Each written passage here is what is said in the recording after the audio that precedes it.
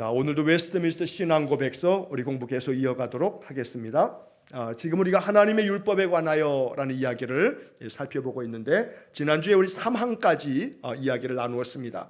자, 오늘 3항의 이야기를 한번 다시 복습하는 마음으로 한번 다시 읽고 또 주보에 4항하고 5항까지를 제가 실어 놓았는데 우리 5항까지 이야기를 오늘은 내용이 그렇게 복잡하거나 어렵지 않고 그래서 5항까지 이야기를 한번 쭉 다 살펴보도록 그렇게 하겠습니다.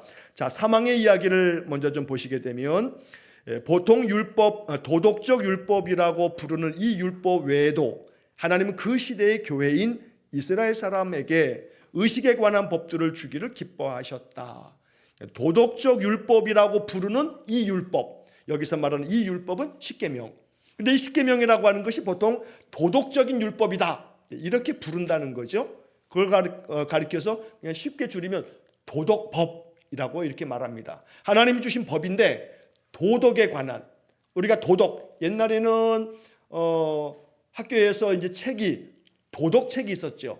근데 이렇게 나중에는 다 윤리라고 하는 이름으로 윤리책 이렇게 또 불려지고 그렇게 바뀌기도 했습니다만 옛날에는 다 이제 도덕이라고 하는 그런 교과서로 공부를 하기도 했는데 우리들이 인생을 살아가면서 익혀야 할 이 덕에 관한 그런 이제 가르침들을 담고 있는 성경. 그래서 이 도덕법이라고 불려지는 그 십계명 외에도 하나님이 또 다른 그 시대 사람들에게 이스라엘 사람들에게 주신 법이 있는데 의식에 관한 법을 주셨다. 그래서 이걸 줄여서 의식법이라고 이렇게 말하는 겁니다. 그래서 하나님이 구약시대 이스라엘 백성들에게 주신 그 율법을 하나님의 그 주신 명령, 그 법률을 크게 세 가지로 분류를 하는 겁니다. 하나는 도덕법, 하나는 의식법, 또 하나는 시민법. 이제 오늘 우리가 뒤에서 이제 시민법에 대한 이야기를 또 이제 살펴보게 될 텐데, 자, 이런 것들을 주셨는데 그 중에서 의식법,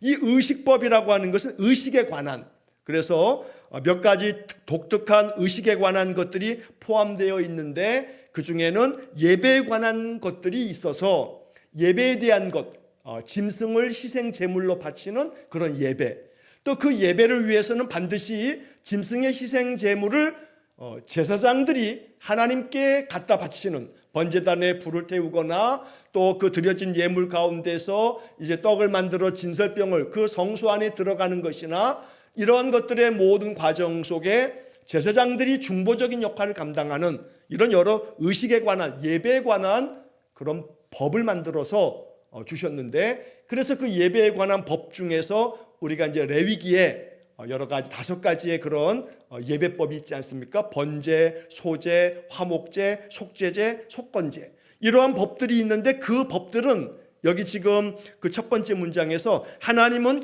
그 시대의 교회인 이스라엘 사람에게 이 의식에 관한 법들을 주셨다는 겁니다. 그러니까 그 시대 이스라엘 백성들에게. 그래서 이제 이 사망의 맨 마지막에 보면 모든 의식에 관한 율법은 신약 성경 시대에서는 폐기되었다.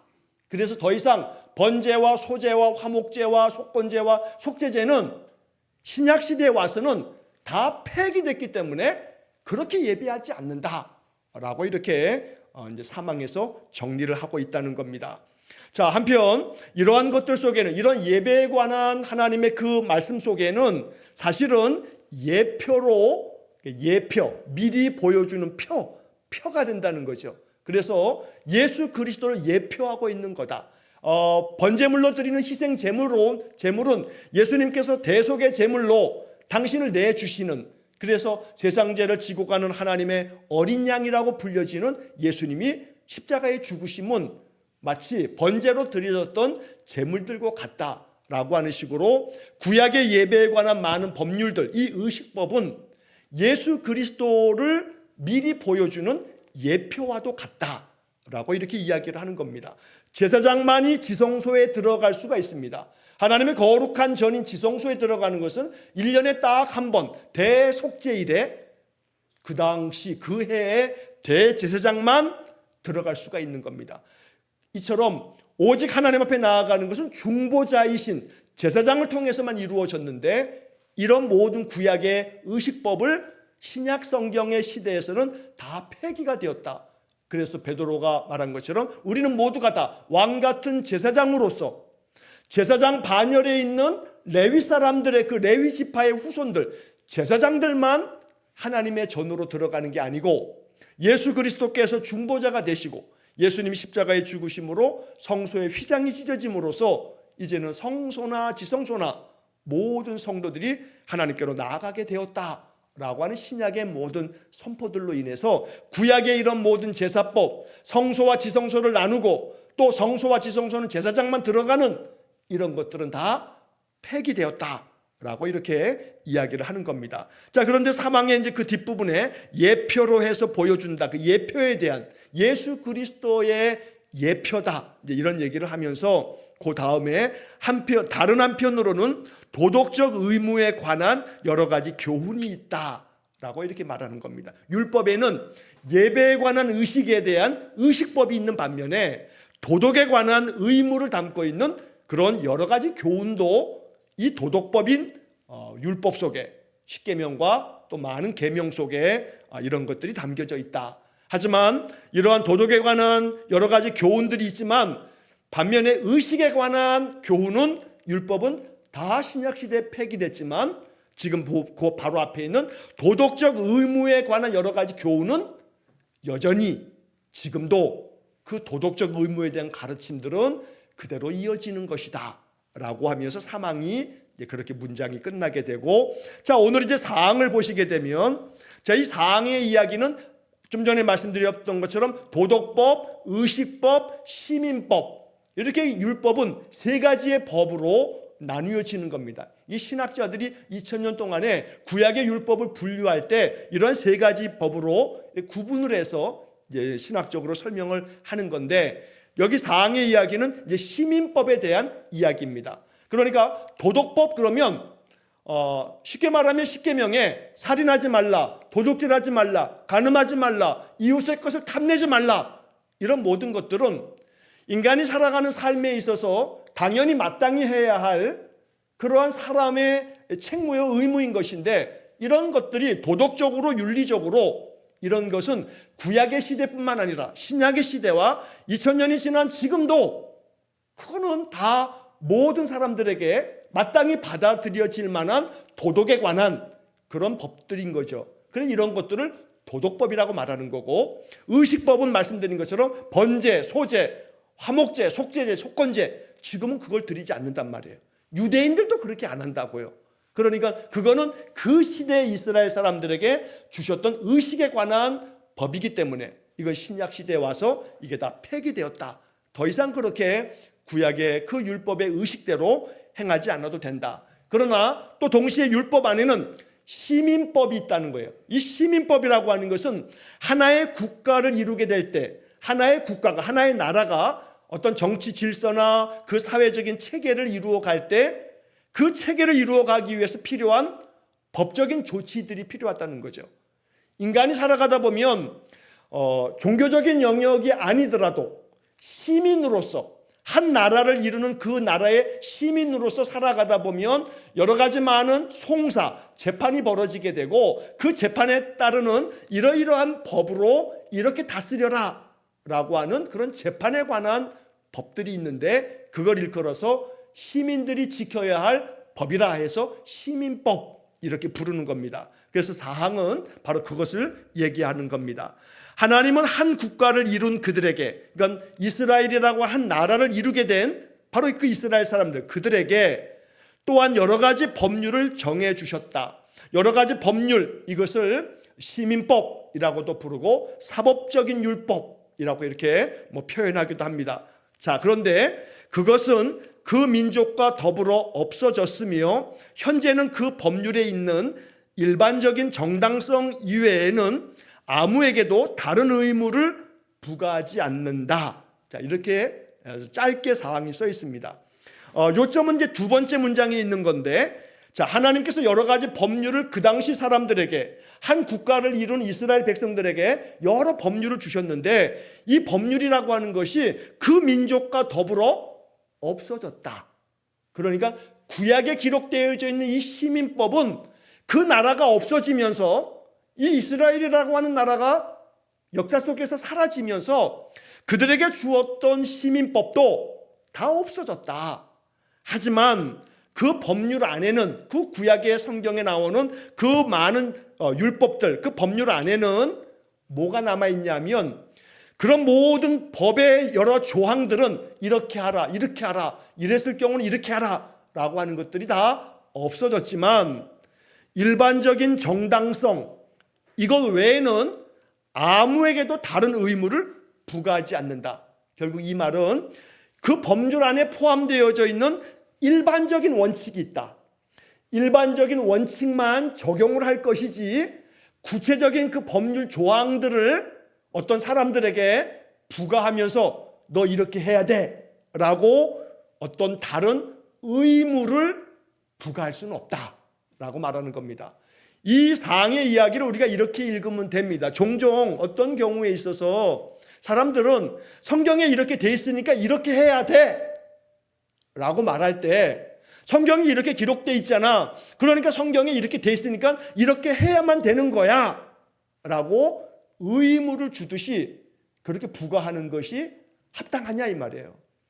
여기에 담겨져 있는 일반적 정당성을, 일반적인 원칙을 유지하고 그것을 잘 담아내는 것이 필요한 것이지, 그것에 관한 그것을 의무로 부과하는 것은 합당치 않다. 그래서 다른 의무를 부과하지 않는다. 이렇게 말하는 거예요. 예를 들어서 여기서 말하고 있는 이 한 체계를 이루는, 그러한 국가를 이루는 그런 그들에게 하나님께서 여러 가지 법률을 정해 주셨다라고 하는 것이지만, 그 나라가 없어지면서 이게 다 이제 없어졌다. 그래서 여기 이제 그 참고 구절 성경에 이제 어떤 것들이 제시되어 있냐면, 출애굽기 21장 또 22장 1절부터 19절 뭐 이런 구절들이 제시가 되어 있습니다. 그래서 출애굽기 21장에 보게 되면 맨 처음에 어떤 얘기가 나오냐면 종에 관한 법들이 쭉 나옵니다. 그래서 남종이나 여종을 이렇게 해라 라고 하는, 종을 어떻게 다루어야 된다 라고 하는 법률이 쫙 있는 겁니다. 그러면 성경에 남종에게 이렇게 하라, 여종에게 이렇게 해라, 종들을 이렇게 다루어라 라고 하는 얘기가 쓰여 있다고 해서 기독교가 이 종에 대한 제도, 노예 제도를 인정하는 겁니까? 그건 아니죠. 노예 제도를 인정하는 게 아니잖아요. 그러니까 지금 오늘날 성경에 이렇게 종들에 대해서, 남종에 대해서, 여종에 대해서 이렇게 하라고 하니 성경은 소위 말해서 종의 제도, 노예 제도를 가르치고 있는 거다. 그러니까 이렇게 법을 주지 않았냐. 기독교는 성경대로 해야 되니까 노예 제도를 도입해야 된다. 이렇게 말하면 도덕적인 원칙, 일반적인 원칙에 벗어나는 거죠. 그러니까 그런 법들은 따를 수 없다 이 말이에요. 자, 마찬가지로 임자에 대한 책임이 이제 그 뒷부분에 21장 끝에 나오게 되는데, 소나 짐승들이 있는데 이 소가 예를 들어서 사람들을 갖다 들이받는 그런 성질이 있어요. 그런데 이 소가 사람들을 들이받는 성질이 있어가지고 사람을 들이받아가지고 사람을 죽였어요. 사람이 죽었어. 그러면 이 소를 죽여라 라고 이렇게 되어 있는데, 그럼 임자는, 이 소의 주인은 어떻게 처리할 거냐 라고 하는 부분에서, 소가 들이받는 성질이, 요놈이 꼭 보면은 자꾸 이렇게 사람들 들이받아. 근데 그런 것들을 알고 있으면서도 제대로 이 소를 관리하지 못하고 돌보지 않아가지고 그런 일들이 종종 있었는데, 위험이 있었는데도 불구하고 얘를 잘 다스리지 못하면, 그랬을 경우에 그 주인은 그러다가 사람을 들이받아가지고 사람이 죽으면 소도 죽이고 주인도 죽여라. 이렇게 돼 있단 말이에요.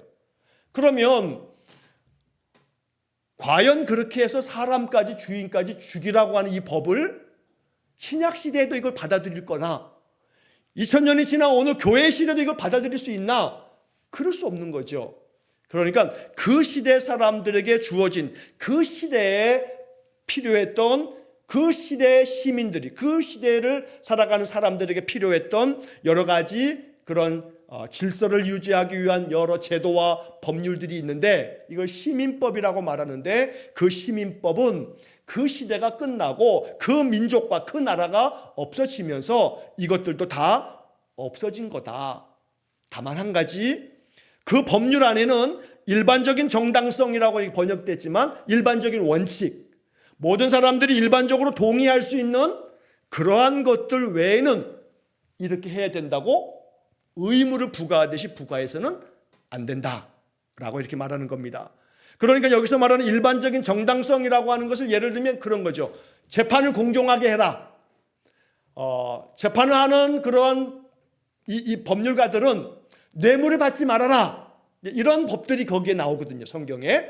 뇌물을 받고 힘 있는 자에게는 풀어주고 힘없는 자, 가지지 못한 자에게는 이 법률의 송사를 왜곡되게 하는 거, 이걸 엄히 금하는 선지자들이 그런 책망도 굉장히 많이 하는데, 이렇게 공정하게 재판을 한다든지 내가 어떤 것에 다른 사람의 물건을 손상을 입혔을 경우에, 또 그 사람이 나에게 뭔가 물건을 맡겼는데 맡긴 것을 내가 맡아서 그래 내가 맡아줄게 그랬는데 내가 맡고 있다가 도둑질을 당했다든지, 그러는 동안에 맡겨있는 것에 어떤 그런 손해를 끼치게 됐을 때는 어떻게 보상을 해야 된다든지, 이런 보상에 관한 규칙이라든지 일반적으로 사람들이 살아갈 때 받아들일 수 있는 일반적인 정당성, 이거는 다 우리가 받아들이고 시대마다 이것을 어떻게 우리가 적용할 건가 라고 하는 것을 결정해야 되지만, 성경에 나와 있는 것을 무조건 그렇게 해야 돼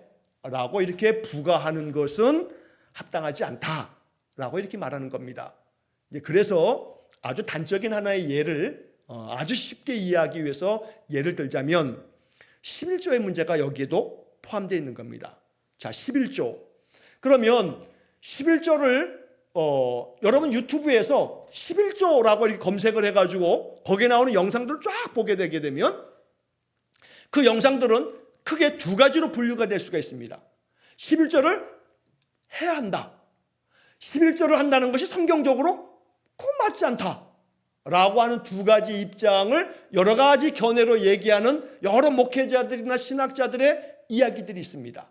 그래서 이제 어떤 이들은 11조는 구약의 법률이니까 이 11조에 대한 법은 신약 성경에는 11조를 하라 라고 하는 것이 명문화되어 있지 않다, 뭐 이렇게 주장하면서 11조는 구약의 법이니 신약에 와서는 11조는 폐기되어야 한다, 이렇게 말하는 주장하는 사람들과 그런 입장도 있는 반면에 11조가 가지고 있는 성경적인 이런 의미는 구약의 이렇게 모든 의식에 관한 법처럼 폐기될 것이 아니고 하나님께서 우리에게 명하신 명령이다, 뭐 이러면서 주장하는 여러 또 입장을 가지고 있는 분도 있다는 겁니다. 자, 그러면 이 상의 기준에 빗대어 봤을 때, 자, 이 11조에 대한 이런 가르침들을 우리가 어떻게 이야기하고 어떻게 받아들여야 될 것이냐라고 하는 문제에 있어서 여기 지금 마지막 문장에 나와 있는 이 이야기대로 한다면 일반적인 정당성 이외에는 아무에게도 다른 의무를 부과하지 않는다. 그러니까 헌금 생활에 대한 부분이 의무가 되면 됩니까? 안 됩니까? 안 되는 거예요. 헌금 생활을 의무로 가르치는 목사님들도 계세요. 그 목사님들의 주장에 대해서 무조건 다 그르다, 아니다, 잘못됐다 이렇게 말하고 싶은 생각은 없어요. 그분들이 가지고 있는 신학적 입장이 있으니까. 그러나 이 헌금 생활이라고 하는 부분에 헌금의 여러 가지 이 부분들에 대한 것을 마치 헌금 생활이라고 하는 것이 의무인 것처럼 이렇게 가르치는 부분에 있어서는 저는 개인적으로 제 신학적인 입장에서는 동의하기가 어려워요. 헌금을 의무로 가르치는 것은, 헌금은 하나님께서 이 본질상 여기서 지금 말하는 일반적인 정당성이라고 하는 일반적인 원칙에 준해서 성경의 이 가르침들을 우리가 이해하려고 할 때 하나님의 은혜에 대한 감사의 고백이 되어지는 것이 가장 기본적인 대원칙이 되어야 한다. 하나님의 은혜에 대한 감사의 고백이 내가 의무로 주어지는 것과는 달리 내가 하나님 앞에 감사의 예물을 드리건 하나님이 내게 주신 것이 다 하나님 주신 것이라고 하는 고백의 훈련으로서 모든 것이 하나님의 것입니다, 내가 하나님의 것임을 고백합니다 라고 하는 의미에서 전적으로 하나님이 모든 것을 나에게 주셨는데 이것을 내가 하나님께 다 드림이 마땅하나 내가 열의 하나를 하나님께 드립니다 라고 하나님의 소유권을 인정하는 측면에서 10의 하나를 드리는 그런 정신이 담겨져 있는 11조를 저는 가르치죠.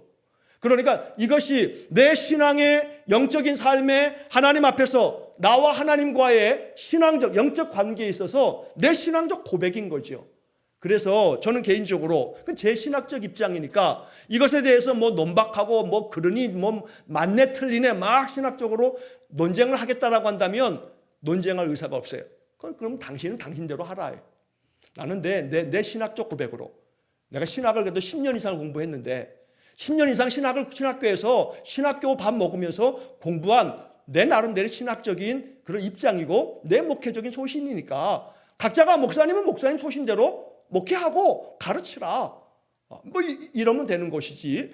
다만 한 가지 이제 우리 교회 성도들이 이해해야 할 것은 내 신앙의 삶에서 성경이 가르쳐주는 이 말씀들이 담고 있는 일반적인 정당성이라고 하는 이 표현대로 한다면 하나님의 은혜에 대한 감사의 고백이 의무가 돼서는 안 된다. 이건 내게 주신 어찌 보면 의무라고 하는 얘기를 좀 이렇게 대칭적으로 얘기하면 권리라고 하는 말처럼 하나님 앞에 예물을 드리는 것이 나에게 있어서 권리다. 권리다. 권리와 의무의 뉘앙스를 우리가 느껴야 됩니다. 그 차이를 알아야 됩니다. 하나님 앞에 내가 예물을 드리는 것이 내가 기쁨으로 하나님 나의 아버지께 내 경배의 마음을, 내 감사의 마음을 담아서 내가 표현하고 싶다라고 하는 것이 자녀에게 주어진 특권이다. 그래서 하나님 앞에 내가 한 주를 살면서 감사의 예물을 드리고 또 하나님 앞에 내게 주신 이 모든 삶의 모든 것은 하나님께서 주신 것임에 대한 소유권에 대한 고백으로 10의 하나를 드리는 영적인 훈련, 영적인 삶을 살아가는 것을 가르치는 것이죠. 그러니 결코 헌금 생활에 대한 부분들을 이래 해야 된다, 저래 해야 된다, 그렇게 하지 않으면 마치 말라기서를 굉장히 오해하고 있는 부분 중에 하나는 온전한 11조를 바쳐라.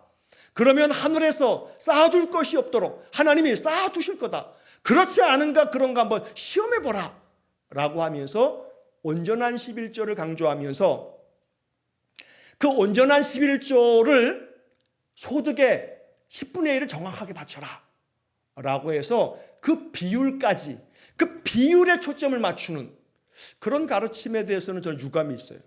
유감이 있어요.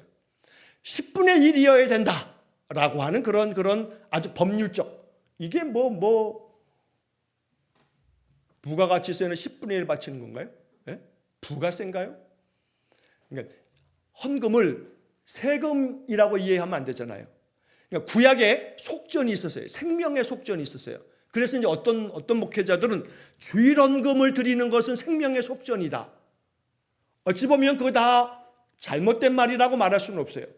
하나님 앞에 주일날 예배 나오면서 주일헌금을 예배를 드리면서 한 주간 내 생명 지켜주신 은혜에 대한 감사의 고백으로 구약의 전통대로 한다면 생명의 속전을 드린다라고 이렇게 말하는 것, 이렇게 해석하는 것이 잘못됐는가? 잘못됐다고 말할 수는 없어요.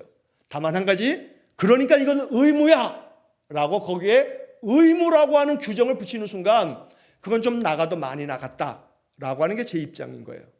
그래서 이 부분에 대해서 우리 성도들이 목사님 그건 옳아요 글을 아니에요 틀렸어요 이제 이러실 분은 없겠습니다만 설사 그런다 할지라도 저는 그 부분에 대해서 소위 말해 이렇게 디펜스할 수 있는 제 나름대로의 신학적 이해가 있으니까 우리 성도들이 목회자가 가지고 있는 이 신앙적인 가르침에 대한 부분에 있어서 그 정신과 뜻이 무엇인가를 우리가 헤아리고 하나님 앞에 예물 드리는 구약의 많은 그런 여러 가지 이 명령에 대한 부분조차도 오늘 신약의 시대와 교회의 시대에 우리가 어떻게 이해할 것인가 라고 하는 부분에 하나님의 은혜에 대한 감사의 고백이 헌금이라고 하는 그러한 이 우리의 마음의 고백을 통해서, 왜냐하면 물질이 있는 곳에 내 마음이 있다라고 하는 그런 이야기처럼 여기서 드려지는 이 물질이 액수의 많고 적음의 문제가 아니잖아요. 내게 주어져 있는 삶에 대한 그런 신앙적 고백을 드리는 그런 훈련이 우리에게는 필요하다라고 하는 점으로 이해를 하면 좋겠습니다. 자, 그렇기 때문에 사항의 이야기에서 결국 여기서 지금 일반적인 정당성이라고 하는 것도 헌금 생활도 이단 같은 경우는 할당돼 있어요. 돈이 몇백씩 그 때마다. 그러나 그럴 수 있지 않다 이 말이에요. 오직 나의 신앙의 삶에서 하나님 앞에 드려지는 귀한 마음 중심을 그렇게 시간에 대한 부분에서도 하나님 앞에 내 시간을 드리는 것도 아름다운 헌신이요, 물질을 통해서 하나님 앞에 예물을 드림도 역시 마찬가지고 하나님 앞에 내가 내 마음의 감사와 신앙의 고백 속에서 드려질 수 있는 부분이다. 그래서 이 이야기를 하는 끝에 이것도 한 가지 좀 이야기를 좀 드리고 싶은 것은, 제가 이제 주일 오후에 지난 몇 주 전에 이제 그런 말씀도 드리기도 했습니다만, 우리 싱글런 클래스에서도 그런 설명을 드리기도 했었는데, 자, 지금 이제 말씀드린 11조다라고 얘기했을 때, 그러면 소득의 10분의 1을 딱 비율을 딱 맞춰서 드리는 것만 그럼 11조인가? 그러면 그것보다도 더 작은 액수를 드리는 것은 11조가 아닌가? 아니면 그것보다 더 많이 드리는 것은 그럼 그것도 또 안 되는 건가? 딱 그 비율대로만 드리는 거가 그게 합당한 11조의 이 준수인가? 라고 봤을 때 그건 그렇지 않다 이 말이에요. 제가 예전에 목회를 하면서 우리 교인 중에 한 분이, 목사님, 자기는 하나님 앞에 10의 2조, 더 나아간 10의 3조를 드리는 게 기도 제목입니다 라고 이야기하는 분이 계셨어요. 제가 교육전도사 할 때 92년도부터 93년도까지 제가 번동에 있는 번동제일교회 중등부 전도사였는데, 저희 부장 집사님이 그랬어요. 삼양동에 가면 삼양동 사거리가 있어요. 그 삼양동 사거리에 약국들이 이렇게 쭉 있는데 거기 요나 약국이라고 있어요. 그 요나 약국의 원장님이신데, 지금 번동제일교회 이제 원로 장로가 됐을까 아마 그러실 거예요. 하충렬 장로님이라는 분이 계셨어요. 자, 그분이 어떤 얘기를 하냐면 이런 얘기를 해요. 결코 이 얘기를 오해하고 듣지 마세요. 그분에 대한 에피소드를 제가 얘기하는 거니까.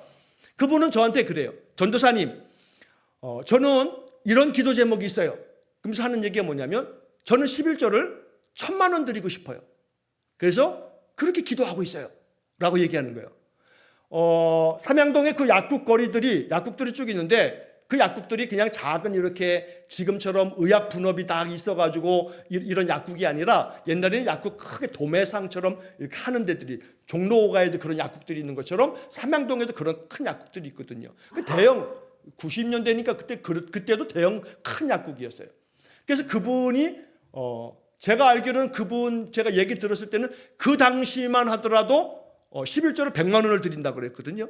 그러니까 한 달에 수입이 그냥 그대로 단순하게 따지면 1,000만 원이라는 얘기 아닙니까? 근데 그분이 하는 얘기가, 전도사님 저는 11조 1,000만 원 드리는 게 기도 제목이에요. 근데 그런 얘기를 해요.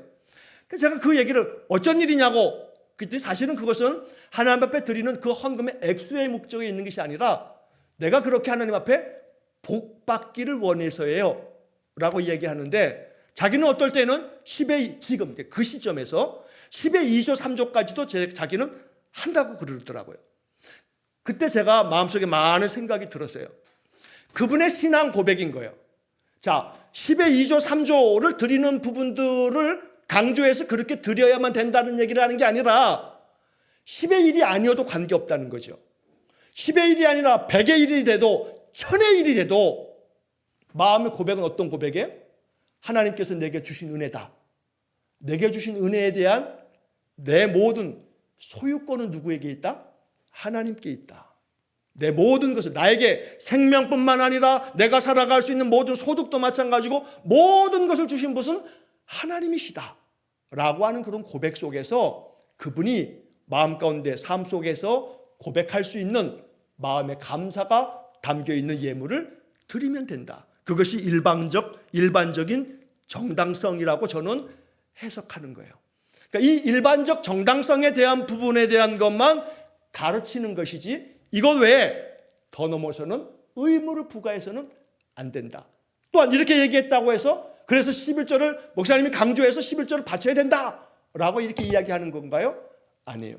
헌금 생활은 내 마음의 고백이니까, 내가 감사한 마음이 들었을 때 그 감사에 대한 고백으로 또 내가 할 수 있는, 내 마음에 드려질 수 있는 그런 것을 정해서 하나님 앞에 드리는 그런 신앙의 내용인 것이기 때문에, 여기서 말하는 것처럼 구약의 많은 법들에 대한 것들을 이러니까 이렇게 지켜야 된다, 또 이거는 이렇기 때문에 이렇다라고 하는 여러 이야기들에 대해서 결국 구약의 시대에만 적용될 수밖에 없는 시민법이 있어서, 그거는 그 민족이 더불어 없어지면서 다 함께 없어져서 신약 시기된 폐기된 것이 있지만, 그러나 그 가운데에도 일반적인 정당성을 가지고 있는 일반적 원칙에 있어서의 그 담겨져 있는 뜻을 교회 시대에도 역시 마찬가지로 이것을 우리가 어떻게 받을 것인가 라고 하는 부분들을 신학적으로 잘 우리가 정리해서 우리의 신앙의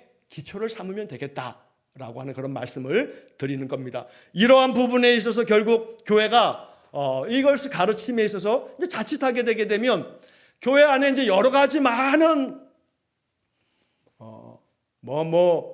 헌금에 대한 이런 문제들이 사실은 교회 안에 많은 성도들의 시험거리가 되는 경우들이 정말 많습니다. 대표적으로 현대교회에서는 임직헌금, 아주 대표적으로 이게 임직헌금에 대한 부분들은 아주 치명적인, 한국교회가 이 문제를 왜 해결하지 못하는지 답답하기 그지없어요. 장로가 되려면 대형교회는 1,000만 원, 2,000만 원은 다반사고, 안수집사, 권사 이런 부분도 마찬가지고. 그러니까 임직헌금. 또 하나는 이제 건축헌금. 한국교회가 한때 건축이 필요하던 불가불한 그런 상황이 있을 수가 있지만, 그러나 그것이 그런 상황이 아님에도 불구하고 어떤 경우는 목회자의 야망 때문에 내가 교회를 더 크게 하게 되면 더 큰 목회를 하게 될 거다라고 하는 마음으로 90년대, 2000년대 교회를 건축하는 게 붐이었어요. 붐. 이걸 붐이라고 말하는 게 이게 참 가슴 아픈 얘기인데, 그러면서 2000년대 이후에 교회를 막 그렇게 짓다가 그 교회에 대한 빛을 감당하지 못해서 2010년, 20년 지금 넘어오면서 경매로 나오는 교회 물건들이 경매 사이트 같은 데 들어가 보면 교회에 대한 경매 물건이 부지기수예요. 경매하는 이들이 경매 물건들을 보면 교회가 나온 것이 부지기수예요. 지금도요. 그래서 그 경매 물건들 중에서 몫이 괜찮고 규모도 있고 그러면 다 누가 낚아채는 줄 아세요? 하나님의 교회가 낚아채요. 걔네는 돈이 많거든요. 걔네는 헌금을 그냥 강요하듯이 할당해가지고 그냥 신천지도 마찬가지고. 그래서 걔네들이 사가지고 가는 거예요. 거의 십자가만 떼면 되거든요. 그러니까 여기 지금 우리 가까운 여기도 요 옆에 있는 이 하나님의 교회도 역시 예전에 무슨 교회였는가? 그 교회였던 자리에 그거 경매 나가가지고 이 하나님의 교회가 이거 다 낙찰 받아가지고 십자가 다 떼놓고 하나님의 교회에 붙여놓은 거 아니에요? 저쪽에 한울마을에도 역시 마찬가지. 한울마을 그쪽에서도 거기도 교회 하나가 또 역시 마찬가지로 그렇게 해서 하나님의 교회로 넘어갔어요. 자, 이런 부분들이 옛날 한때 아마도 그런 기억들을 가지고 계신 분들이 있을지도 몰라요. 건축 헌금을 목적 헌금으로 그래서 교회에다가 적금을 들게 한 다음에 그 다음에 그 적금을 나중에 후불제처럼 불입해 가면서 건축을 그렇게 헌금하도록 하는 그런 작정하도록 하는 그런 교회들이 참 많이 있었단 말이에요.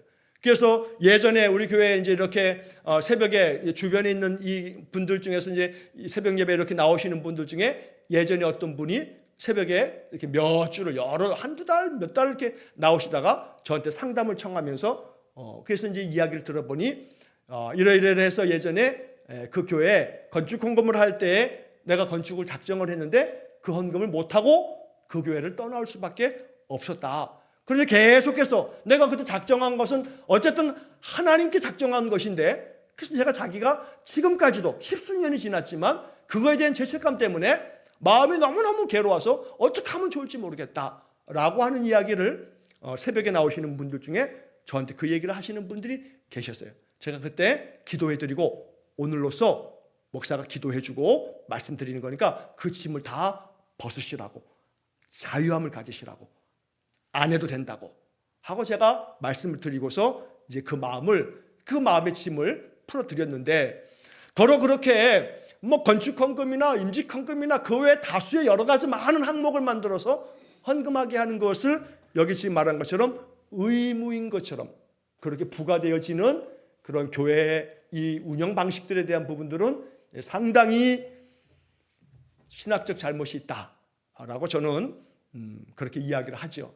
자, 그래서 여기에 담고 있는 일반적 정당성, 이 부분은 성경이 가지고 있는 많은 그런 말씀들이 문자 그대로 오늘 이 21세기의 오늘 우리 성도의 삶에 이걸 그대로 적용해서 성경에 이렇게 되어 있으니까 이대로 해야 돼 라고 할 수는 없다. 의식법들은 폐기됐고 동시에 시민법조차도 그 당시 그 시대 그 나라와 그 당시 사람들 시민들에게 필요한 그런 법률들이 많기 때문에 그것도 역시 마찬가지로 그 속에 담겨있는 일반적 정당성에 대한 그 일반적 원칙들을 우리가 수용하면서 재해석되어지는 것이 마땅하다. 이것들을 마치 성경에 기록되어 있으니까 이건 절대로 바꿀 수 없는 어떤 원칙인 것처럼 의무처럼 부과하는 것은 합당하지 않다라고 얘기하는 게 지금 이 사항의 이야기입니다.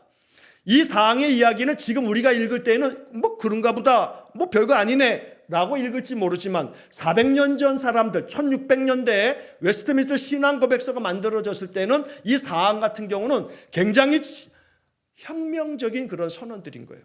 이런 얘기를 한다라고 하는 게.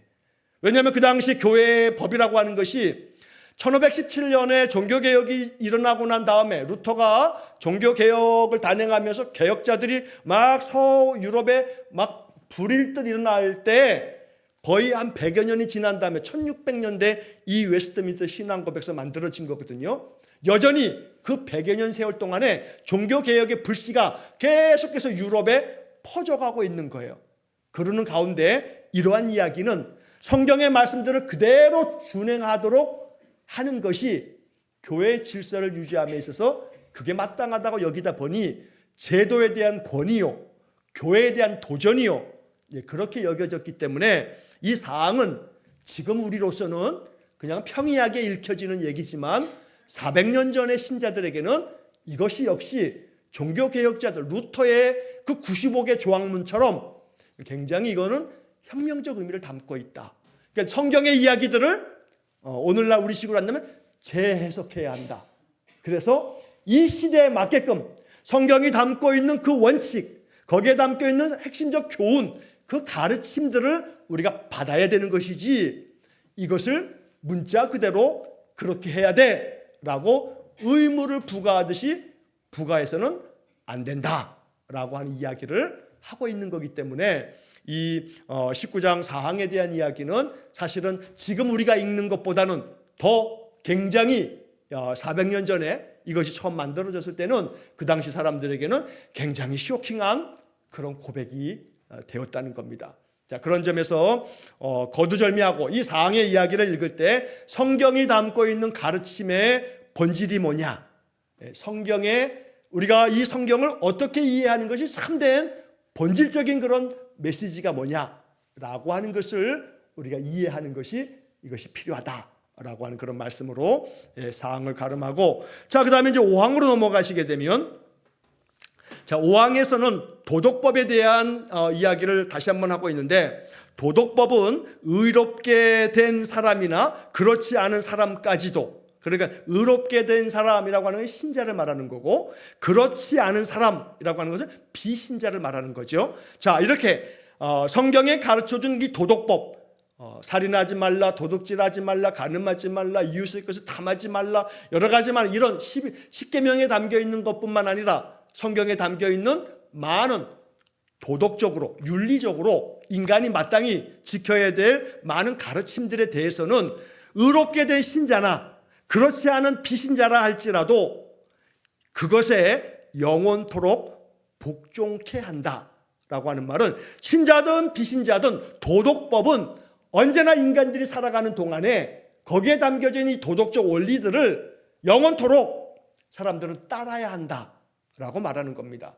살인하지 말라라고 하는 얘기가 성경에 그 시대만 필요한 게 아니라 지금 이 시대에도 필요한 거죠. 막 살인하면 안 되잖아요.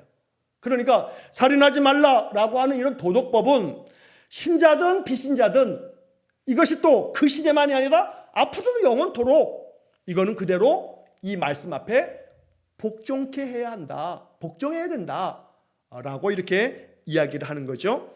그 다음 문장을 보면 또한 단지 그 안에 있는 내용에 대해서뿐만 아니라 그것을 주신 창조주 하나님의 권위에 대해서도 복종케 한다. 이 말은 제가 지금 단적으로 하나의 예로 지금 얘기하고 있습니다만 살인하지 말라, 도둑질하지 말라라고 하는 이 이야기가 내용적으로도 그렇지, 살인하면 안 되지. 사람의 생명을 남의 걸 도둑질하면 안 되지 라고 하는, 살인하지 말라, 도둑질하지 말라, 간음하지 말라, 남의 것을 탐하지 말라, 여러 가지 이런 도덕적인 그런 규정들이 내용도 그렇지만, 내용이 그렇기 때문에 우리가 받아들이는 이 문제를 떠나서 이거는 근본적으로 창조주 하나님이 주신 것이기 때문에 그 하나님의 권위 앞에서 우리는 복종해야 되는 거다라고 이야기를 하는 겁니다. 그러니까 성경의 가르침이, 그래, 이 내용은 기독교 신자가 아니더라도 우리가 불자여도, 우리가 힌두교인이어도 인간으로서 아까 얘기했던 사항에 나오는 일반적인 정당성을 가지고 있는 얘기네, 그러니까 이건 우리가 좀 받아들일 수 있어 라고 하는 측면, 그 내용적인 측면 외에 내용이 그렇기 때문에 받아들일 수 있는 요소도 있지만 창조주 하나님이 주신 것이기 때문에 이걸 받아들여야 된다라고 이렇게 이야기를 하는 겁니다.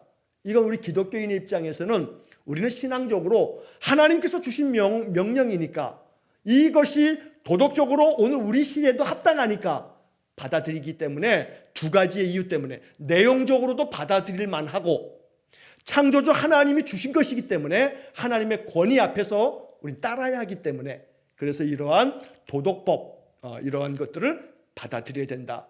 그러나 이 도덕법을 의롭게 된 신자들도 그렇지 않은 사람들도 안 지키는 게 이 현대 사회의 이 아주 크나큰 아픔인 거죠.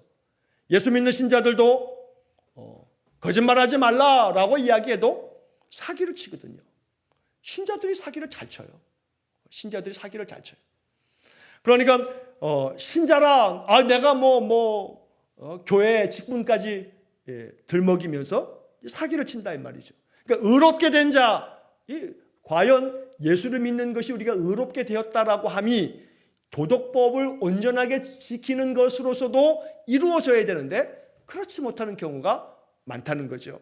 양심이 화인을 맞았다라고 이렇게 옛날 개역 성경에 표현되어 있는 것처럼 결국 양심이 마비된 시대, 양심을 찾아보기 어려운 시대, 이것이 비신자에게만의 문제가 아니라 신자들에게도 양심이 결여되어져 있는 그런 시대를 살고 있기 때문에 내용적으로 마땅하네, 그건 그렇게 해야지 라고 하는 측면만 생각한다면 안 된다는 거예요. 신자는 적어도 창조주 하나님이 주신 명령이기 때문에 하나님의 권위 앞에서 우리가 그 양심에 져버리는, 도덕적으로 윤리적으로 합당치 않은 삶을 살아간다라고 하는 것은 내용적으로 우리가 해야 함에도 불구하고 안 하는 이 윤리적인 문제를 떠나서 창조주 하나님의 명령이신데 하나님의 명령 앞에서도 복종하지 않는, 거역하는 것이 되다 보니 우리의 도덕적 삶, 이 도덕법에 대한 이 가르침들은 하나님께서, 창조주 하나님이 그것을 주셨다라고 하는 점에서 우리는 이 말씀 앞에 복종해야 된다, 따라야 한다라고 하는 것을 강조하고 있다는 겁니다. 그래서 신자의 삶에 있어서 과연 나의 삶이 양심적으로 잘 살고 있는가라고 하는 부분은 기본적으로 우리가 가져야 할 신앙인의 소양인데, 양심에 양심이 작동되지 않는 이러한 문제들이 교회 안에도 자주 발생한다. 이것은 우리가 누구를 이야기하기 전에 나를 항상 돌아보는 그런 측면의 말씀이 되어야겠다는 거죠. 자, 마지막 문장에서 이렇게 얘기합니다. 그리스도는 이 의무를 복음서 안에서도 제외하지 않고 오히려 더 강화하셨다.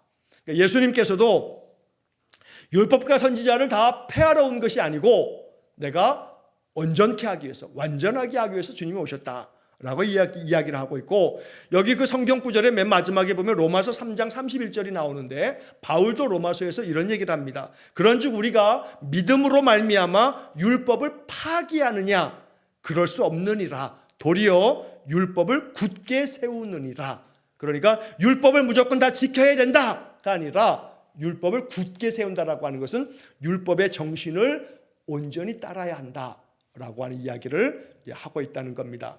자, 그래서 오늘 이 5항까지 3항부터 4항, 5항의 이야기를 본문을 쭉 살펴봤는데, 사실은 이것이 오늘날 현대 그리스도인들의 신앙의 삶에 그닥 그렇게 크게 관계되는 것 같지 않은데 라고 여겨질 수 있는 내용일지 모르지만, 우리가 성경을 읽을 때 사실은 어려움이, 성경의 이야기가 너무나 동떨어진 이야기처럼 읽혀지기 때문에 그런 거예요.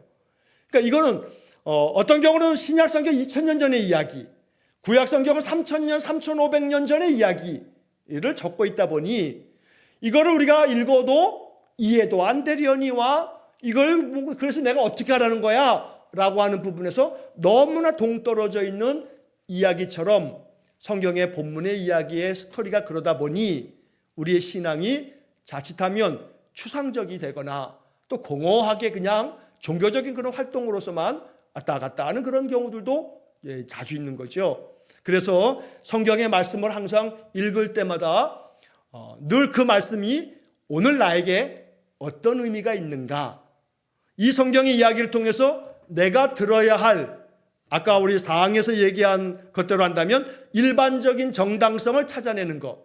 그러니까 쉽게 말하면 성경의 이야기를 읽고 하나님은 오늘 이 이야기를 통해서 나에게 무슨 얘기를 하고 싶으신 건가 라는 점을 생각하는 그런 신앙의 태도를 갖는 것이 필요합니다.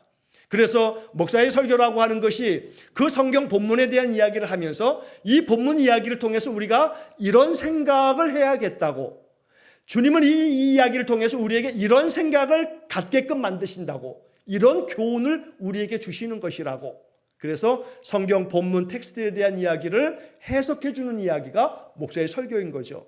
그러나 목사의 설교를 떠나서도 우리가 항상 말씀 앞에 또 기도할 때도 하나님 나에게 주시는 마음에 대한 부분에 있어서 하나님 성경의 이 이야기, 또 내가 기도하면서 찬송을 부르면서 내 마음속에 성령님께서 내 마음에 이런 생각을 생각나게 하시는데 이것이 어떤 의미가 있습니까?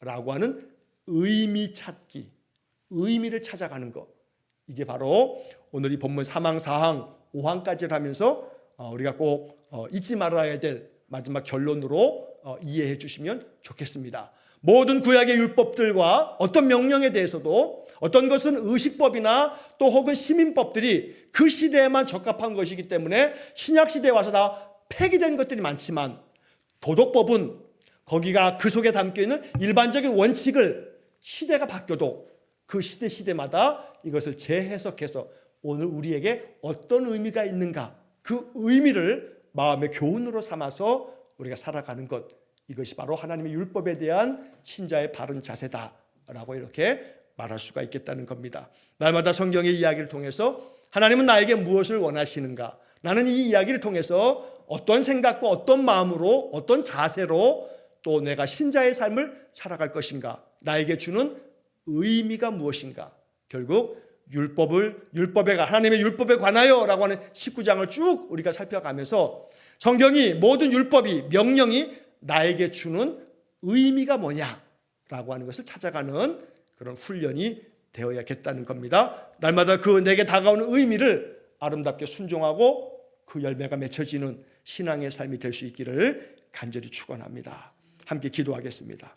자비로우신 아버지 하나님, 하나님의 율법에 관한 이 웨스트민스터 신앙 고백서를 우리가 읽으면서 이미 신약의 시대에 폐기되어진 의식법과 또 시민법의 많은 내용들에 걸려 넘어지지 않게 하시고 어렵게만 생각하지 않게 하시고 하나님께서 이 말씀 속에 담아주신 하나님의 마음, 하나님의 뜻을 그 속에 담겨있는 일반적 원칙을 잘 파악하고 헤아려서 오늘 나의 삶에 이 말씀들을 어떻게 이루어 가야 할지를 생각하는 저희 모든 신자들 되게 해 주옵소서. 그리하여 하나님이 말씀을 통해서 주시는 그 모든 율법의 계명들을 통해서 주시는 하나님의 마음, 하나님의 뜻을 잘 파악해서 성경이 나에게 주는 의미를 깊이 묵상하면서 그 말씀에 순종하며 말씀을 나의 삶에 이루어가는 아름다운 신자가 되게 해 주옵소서. 예수님 이름으로 기도하옵나이다. 아멘. 우리 구주 예수 그리스도의 은혜와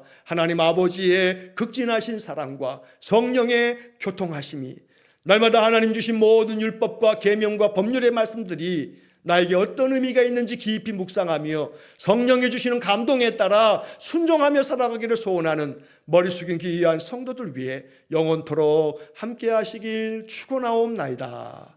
아멘.